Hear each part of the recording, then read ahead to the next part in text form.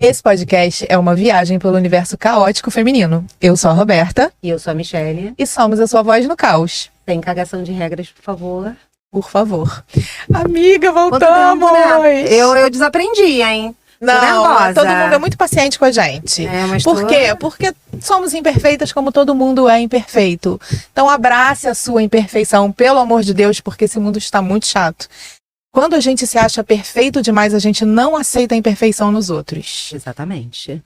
E aí Começou profunda. Eu comecei profunda, vim nessa pegada. Eu quero te fazer uma pergunta, amiga. Passa. O nome do nosso podcast hoje é Se Conselho Fosse Bom, a gente vendia. Tem gente que vende, inclusive, né? Na verdade, muita gente vende conselho, né? Vende dica, vende orientação e tal. Mas o conselho, ele nunca é neutro, né? Nunca. Você já recebeu algum conselho que você percebeu que, na verdade, era uma forma de te conter, uma forma de te limitar, uma forma de te conduzir para um caminho que, de repente, nem era o que você estava querendo? Então, na realidade, eu até brinco com essa frase. Se conselho fosse bom, a gente vendia, tadinho. Nem o conselho confia nele, né? Acredita nele. Quando a gente começou a conversar sobre gravar esse podcast, a gente falou muito sobre ditados, frases, conselhos, coisas que vieram mais culturalmente enraizadas e que a gente escuta e fica reproduzindo.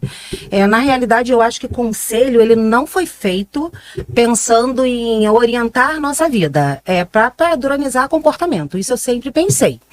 Então, na maioria, a gente tem uma lógica sobre o conselho que é complicada. O que a gente chama de aconselhamento, na realidade, é um direcionamento, meio que o não involuntário, ele é voluntário esse direcionamento, mas ele vem pelas beiradas. Até já dando um exemplo, posso já começar com um exemplo? Claro, meu bem. Quando eu era casada e estava infeliz e conversava com alguém, a pessoa falava para mim, com ele? Ruim com ele, pior sem ele. Casamento é assim mesmo. Homem é tudo igual, só muda de endereço. Já você encontra alguém. Isso. E aí, tinham outras pessoas que davam um outro tipo de aconselhamento. Por que não vai embora? Por que não sai? Isso é também uma forma de direcionamento, não de aconselhamento. Porque o aconselhamento, ele vem muito de você entender aquela situação e você dar ferramentas para aquela pessoa que ela questione aquela situação, que ela faça uma leitura saudável daquilo. Então, o aconselhamento nesse caso seria o que te faz ficar nessa situação, né? O que te prende ainda aqui? E aí a gente vai questionando, é o meu hábito, é financeiro. Então o aconselhamento, ele vem não com respostas prontas. Ele não vem com uma direção. Ele precisa vir com... eu não posso sequestrar o teu direito de pensar naquilo. Eu tenho que te dar o direito de refletir sobre isso. Então, eu acho que, assim, se o conselho fosse bom, a gente vendia, é porque esse conselho que a gente está habituado, ele vem como um direcionamento, ele vem como padronização de comportamentos, né? A administração de comportamentos, ele vem para conter, como você falou. Ela falou que eu vim profunda, mas ela veio eloquente, né? Nossa, achei que ela não ia parar de falar nunca mais. Não, amiga, eu amo te ouvir. Aliás, muitas pessoas amam ouvir você, né? Depois a gente entra nessa seara. Mas então, você trouxe como se o conselho fosse quase que um mecanismo de controle estrutural. E aí, você falou assim, não é involuntário. Às vezes, eu acho que pode ser, amiga, porque até quem tá dando conselho tá sequestrado por essa estrutura e, às vezes, de fato, acha que aquilo é bom. E aí eu gosto de pensar no paradoxo das coisas, né? Porque a gente fala que se conselho fosse bom, a gente vendia, mas a gente também não aconselha. Então, Eu amo essa possibilidade, não é feminina, possibilidade humana, de ser contraditório, de ser hipócrita, de estar certo e de estar errado e de ser imperfeito.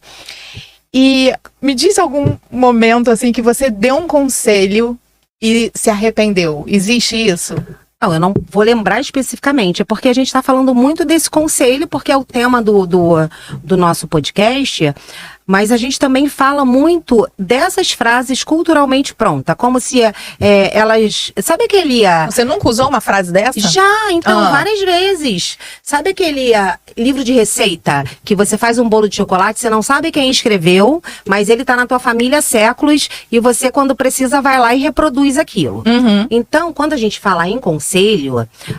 Foi o que eu falei anteriormente. A gente tem uma distorção do que seria o conselho. A gente não pensa, eu vou aconselhar com uma abertura de consciência, fazendo uma leitura da situação, nada disso. A gente vai lá com o quê? Com frase pronta. Por quê?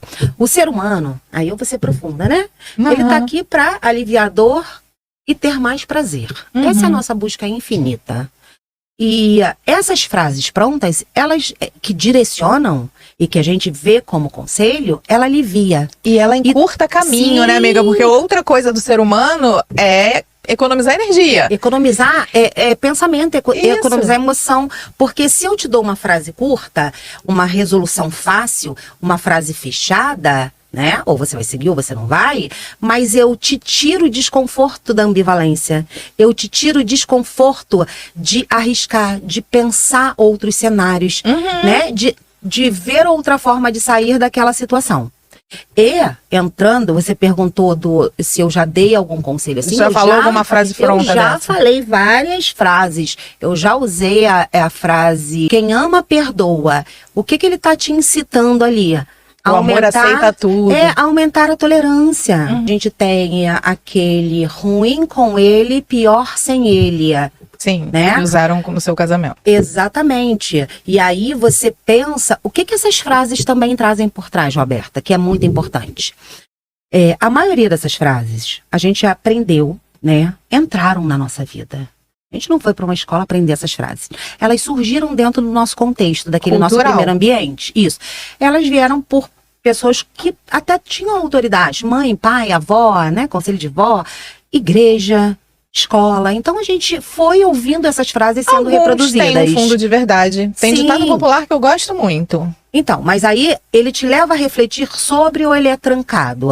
Sim. Porque o que eu ia falar isso entrou na nossa vida. Dependendo de quando entrou, a gente não tinha linguagem emocional e nem estrutura para contestar isso. Entrou. E aí, em algum momento, eu falo assim, cara, isso é minha opinião. Mas não foi, né? E eu absorvi para mim. E aí eu vou reproduzindo isso o tempo todo, sem contestar nada. E aí eu passo para as outras pessoas. Tem um que Deus dá as maiores batalhas para os seus melhores soldados. Isso. Sofra. Sangre que todo mundo vai te aplaudir. Esse já tem a base católica, né? Cristã e Qual tal. que você gosta? Ai, que eu gosto de conselho pronto. Ai, penso naquele Brigada.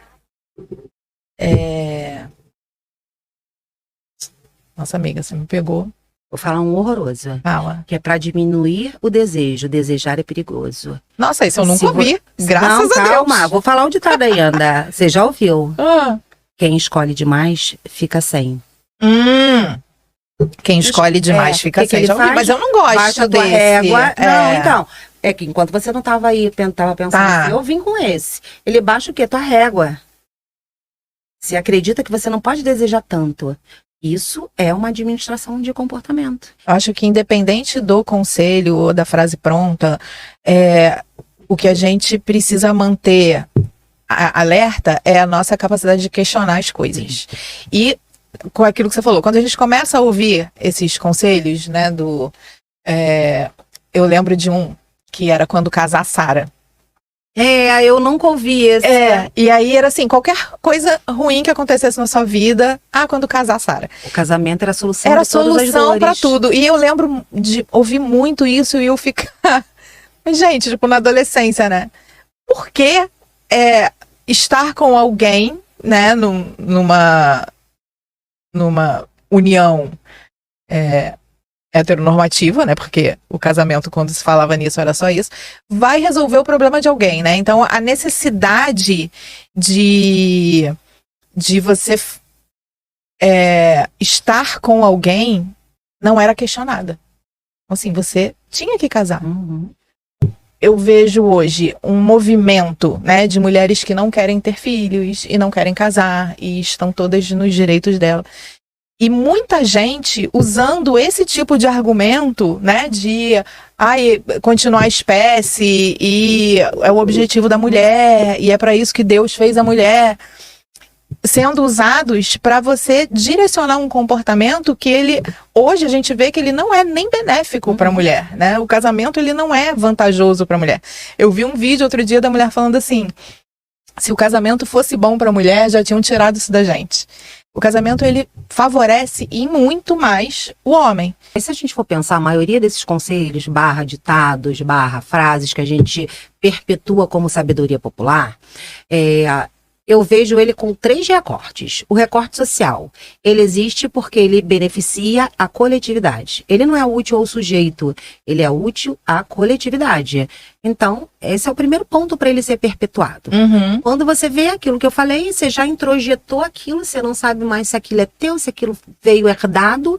E quando a gente herda esses conselhos, como esse que você deu, e tem um muito também que é muito complicado, que é a preguiça não leva ninguém a lugar nenhum, né?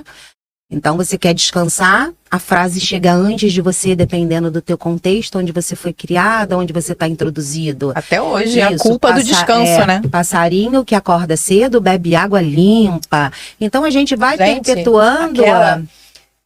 Deus ajuda quem cedo madruga. Então, você entende que existe essa chave social. Ela facilita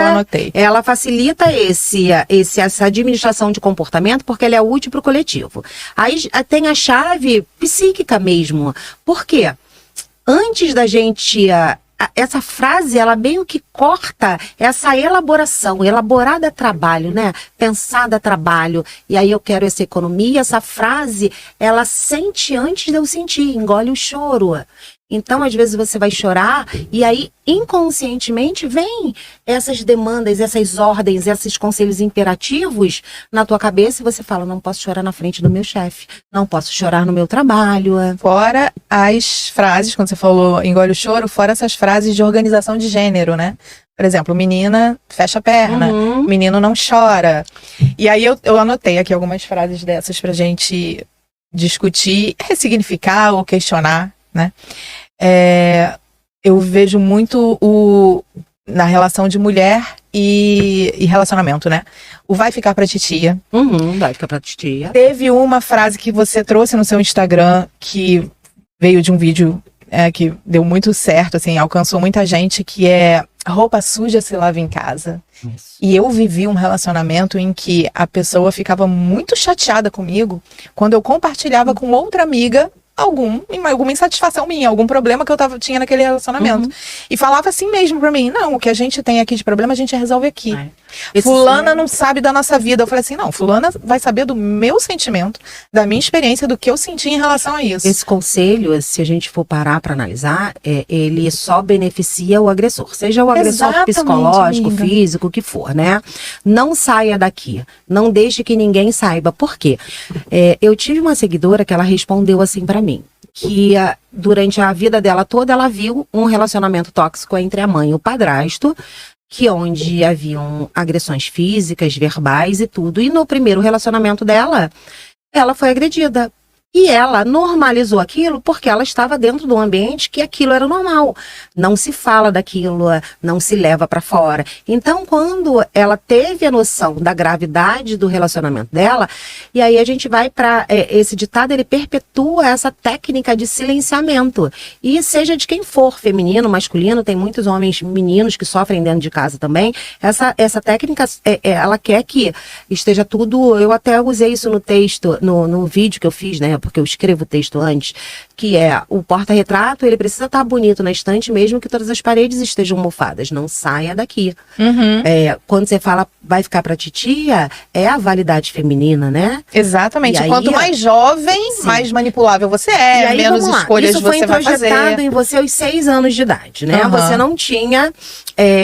estrutura para contestar isso, você absorve e você acredita naquilo, que é uma opinião sua, e você vai levando isso para a vida inteira. Para você identificar Você precisa identificar isso. Depois que você identifica, você precisa colocar o seu critério. Porque lá em casa, no domingo, a gente conversou e você falou de rebeldia. Lembra? Lembro. Ela ainda está dentro do sistema, né? A rebeldia tá ali, é o oposto, né? É a contracultura. Se você falou pra mim que eu não posso falar alto, eu vou falar alto. Sim. Se você falou pra mim que eu tenho que fechar as pernas, eu vou sentar com as pernas abertas. A rebeldia, ela faz parte ainda desse contexto onde essas frases são perpetuadas. Quando a gente passa para análise realmente crítica, que é onde entra essa ampliação de consciência, essa leitura da situação, mesmo que complexa, a gente para de herdar e a gente passa a escolher o que vai fazer parte. Mas não é fácil. Por quê? Para eu tirar uma frase dessa, sobra um buraco. Porque vamos pensar na frase, fiquei pra titia, você vai ficar pra titia. Ela te traz um medo do vazio, um medo de não conseguir ter um relacionamento, um medo de passar a idade e quem vai cuidar de você na velhice, aí vem outras coisas. Então, se você tira ela, ela fica um buraco. E aí você tem que tampar esse buraco com o seu critério. Hoje eu tenho escolha. Hoje eu prefiro escolher. Hoje eu prefiro esperar e colocar minha régua um pouco mais acima. Só que não é fácil trazer o critério dessas frases que a gente reproduz como um bolo que alguém aprendeu em 1945 e está vindo a receita. Mas de uma hora para outra. Você acha que isso é um problema especialmente, né? Pensando aqui. Quando você falou essa frase, vou ficar pra titia, como que isso te bate, né? Antigamente eu tinha medo até que varressem meu pé, né? Escolhe demais, hein? Tá achando que é quem, né? A gente vai reproduzindo algumas frases, conselhos, sabedorias populares, porque tá muito introjetado na gente. Sabedorias ou ignorâncias populares, né? Nem sempre uma sabedoria. Não, na realidade, o conselho não é uma sabedoria absoluta. Absoluta. Né? Exatamente. Todo conselho é um recorte. E aí eu tava pensando sobre isso. A gente gosta de falar para as pessoas, né? Michele tem um grande Instagram que ela divide as experiências dela, as emoções dela. Eu trabalho com conversas no ambiente de trabalho e dinâmicas conversacionais. Então a gente gosta de falar. Mas ao mesmo tempo, a gente entende que cada fala vem de um lugar de fala, né? E o lugar de fala é o seu lugar. Então, somos do subúrbio, né? Esse é o nosso recorte do subúrbio. Eu tenho o recorte de pais separados. Michele tem um recorte de uma relação conflituosa na infância, né, com a mãe dela. Eu tive muito amor materno e presença paterna na infância, mas eu sofri na separação dos meus pais um abandono na adolescência. Então, assim, eu falo desses recortes.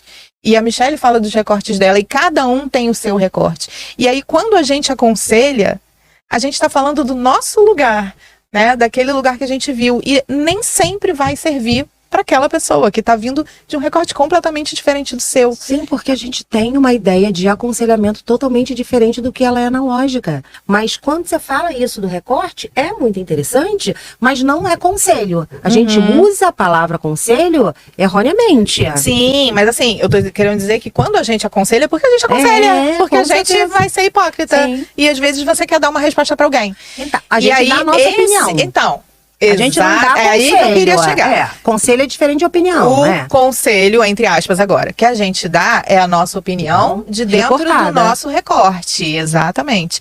E, calma aí, que eu ia puxar. Então, deixa eu só recapitular aqui, ó. Quando a gente fala em conselho propriamente dito, o que a palavra deveria significar, ela vem com esse pensamento crítico, ela não precisa necessariamente ter uma pergunta, mas é importante que o enunciado dela te faça sair desse lugar e que você analise essa situação. Quando a gente dá um conselho, na realidade, hoje a gente está dando uma opinião. Amigo, o que eu faço?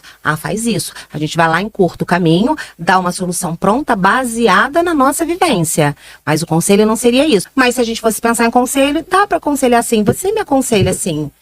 Mia, você já pensou por esse lado? Olha aquele cenário. Então, lógico que são contextos diferentes de conversa. Quando eu converso, eu evito dar direcionamento. Eu gosto de fazer pergunta. Isso. E isso eu faço muito no meu trabalho. Então eu vou você já pensou de outra forma, eu tô te levando a uma pergunta que você vai investigar isso na sua cabeça. E aí eu vejo assim, às vezes o melhor aconselhamento, para não pensar em conselho, né? O melhor acolhimento seja justamente você fazer a pessoa falar. Porque quando a gente fala, se ouve, a gente vai começar a elaborar aquilo dentro da nossa cabeça e aquilo vai ganhando um novo significado. E aí entram as perguntas que vão ajudando a gente a expandir essa ideia. Eu queria muito que a gente vivesse numa sociedade em que as pessoas entendem que as pessoas pensam diferente. Mas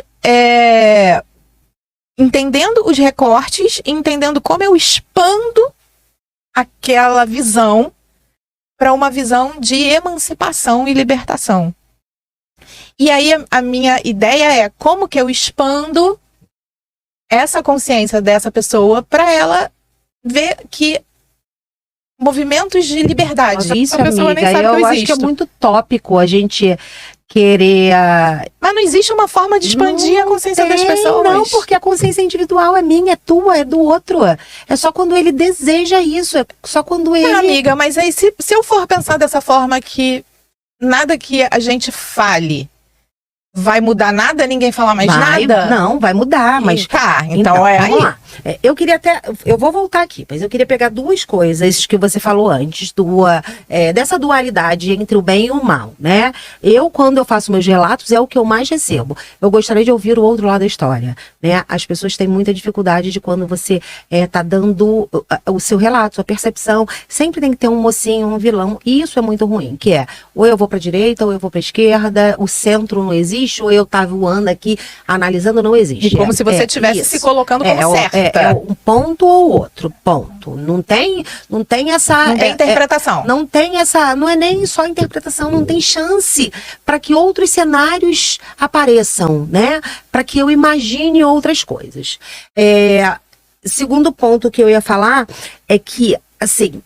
Quando eu falei da comunicação, a comunicação ela tá aí para que a gente faça esse movimento de ajudar, que a gente tenha outra visão sobre aquilo que foi introjetado na gente. Se aquela pessoa, ela não quer, ela tá fechada naquele pensamento, ela está totalmente confortável seguindo aquela maneira de pensar, para ela não vai entrar na criticidade nunca.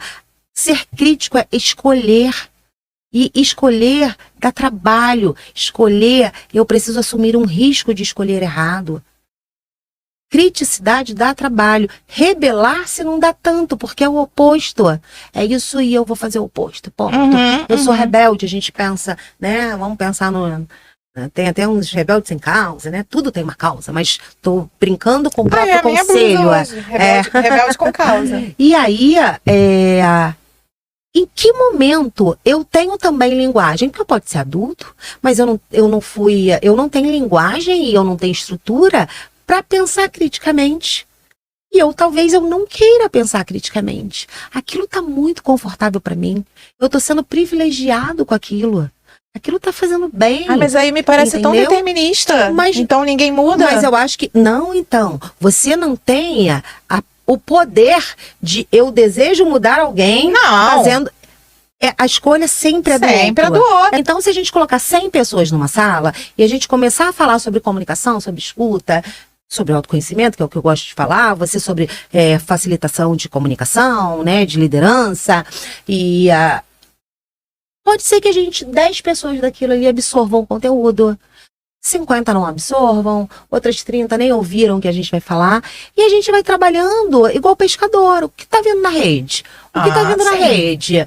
Mas aí vem na rede quem desejou vir na rede. Claro. Então, se a gente se colocar nesse lugar de que eu com a comunicação, eu consigo, eu posso, não, a gente vai fazer tentativas. Tudo na vida é tentativa, a gente vai tentando, mas para tentar a gente tem que poder escolher, querer sair daquilo.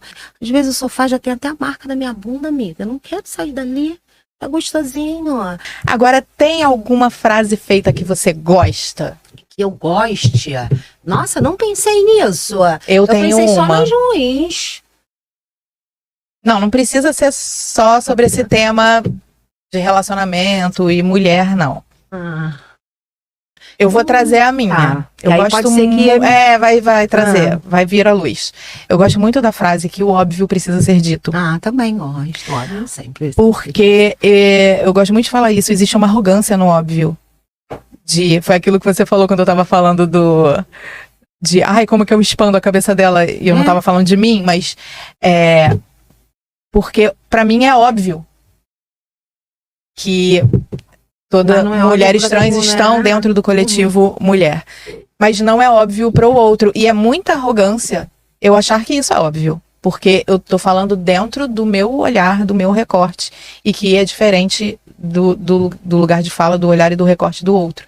Então, a gente precisa dizer o que é óbvio pra gente e por quê. Pra ser entendido, né? Pra ser compreendido. Ou pra abrir um pouco, ser mais transparente com o que passa dentro da nossa cabeça. E aí eu vou falar uma que eu não sei, eu reproduzo ela, eu já ouvi, mas eu não sei exatamente como ela é, mas o conceito dela é uma coisa que eu precisei trabalhar muito em mim, que é: o mundo continua girando apesar de você. Sim, com certeza. Essa frase fez parte desse meu processo de mudança. O mundo vai continuar girando, Michele, ele vai continuar. A gente é poeira de estrela. Isso. Poxa, amiga, eu amei. Foi como andar de bicicleta mesmo. Foi. Depois que ele falou 1, 2, 3, gravando, eu me senti já. Você começa a falar, você não para nunca mais. Faz parte de você isso. Gente, aí sabe o que esse eu é o seu pensando? triciclo. Eu sempre tive problema com a minha voz, né? Porque dependendo do contexto eu vou falar mais cantado. Se eu estiver lendo o meu texto, gravando, concentrada de manhã, eu vou estar muito mais centrada no meu pensamento, então a minha voz vai sair. E eu fiquei pensando assim, será que o pessoal vai gostar da minha voz no podcast? Quem nunca viu? Que agora tem muita gente que não conhece. Mas você acha que é tão diferente assim da sua voz no vídeo? As pessoas elogiam muito a minha voz. Isso pra mim é uma novidade tremenda. Mas, amiga, aí era uma limitação sua, seu problema com a sua voz. Não, eu já escutei muito que a minha voz era insuportável, que o meu jeito de falar era horroroso. Mas vai continuar sendo insuportável pra alguns, como a minha também eu introjetei isso como verdade. E virou a minha opinião sobre a minha própria voz. Tanto que eu já falei com você: Roberta, não quer fazer umas sessões de fono comigo pra ver se eu melhoro? Aí o que você falou? Que não. Que era o seu jeitinho. E as sua identidade, eu falei isso, é sua identidade. Não se muda a identidade de alguém. Então aqui fluiu, eu não fiquei pensando, foi fluindo. Aí viu como é bom falar pra muita gente? Porque aí veio muita gente que adora seu jeito de falar e te ouvir falar. A diversidade é maravilhosa. E é isso, vocês gostaram? Eu espero que sim. Se não gostaram, fiquem quietos. Ai, Roberta! Eu não quero. Dá licença, é meu direito de não as querer pessoas críticas. podem. Não, me as chama no pessoas privado podem ir lá. e reclama. Agora não vai ficar me esculhambando. As pessoas podem ir público, lá e dar a sua opinião. Gente, lógico, sempre vou dentro abrir de aqui. todo respeito. Mas é isso, eu amei voltar. Também, adorei. Gostou de andar de bicicleta de novo? Gostei de andar. Então nunca tive vamos bicicleta continuar. na vida. Mas você sabe andar, né? Não, porque eu nunca tive. Ai, vamos um dia na Lagoa andar de bicicleta, amiga. Lagoa? Porque a gente aluga aí. Não curto a Lagoa. Não curte a Lagoa? Não. Você não quer andar no Caxambi de bicicleta? Se tivesse ciclovia, amiga, cheia de ladeira. Não tem a menor condição. Então tá. De ladeira. Um beijo, gente. Beijo. Adorei.